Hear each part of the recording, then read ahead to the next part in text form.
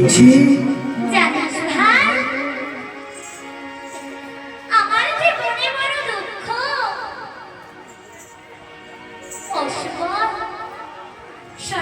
ভাই, আমি যে আজ আর খেলা খেলতে পারছি না। কেন খেলা ভালো লাগছে না ভাই?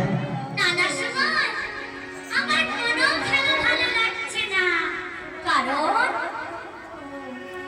আমার যে আমার জল পিপাসা লেগেছে। না না না নানা সুমন, আমার একটু জল পিপাসা পাইনি। তুই বিশ্বাস কর ভাই, আমার যে মন বড্ড খারাপ। কেন জানিস? কেন?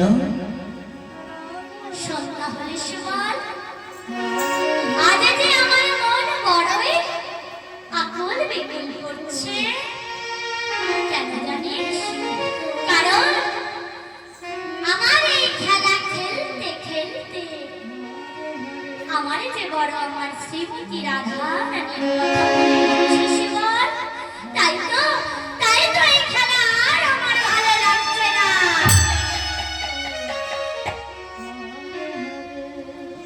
ও শিবন, শোন না ভাই, তুই আমার একটি মনের বাসনা পূর্ণ করবি।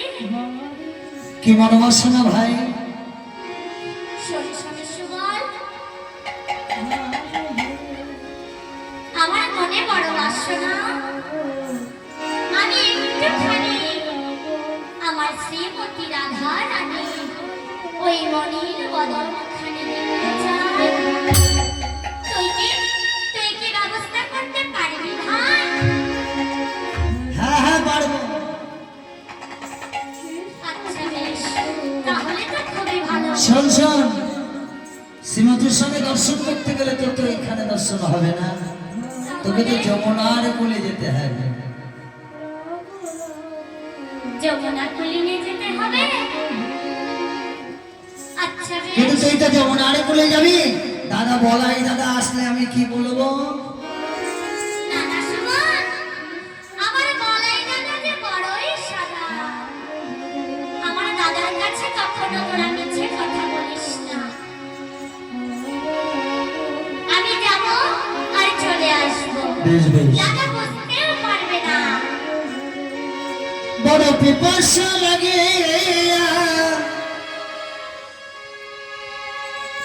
গিয়েছে কানো প্রেম সরোবর তীরে।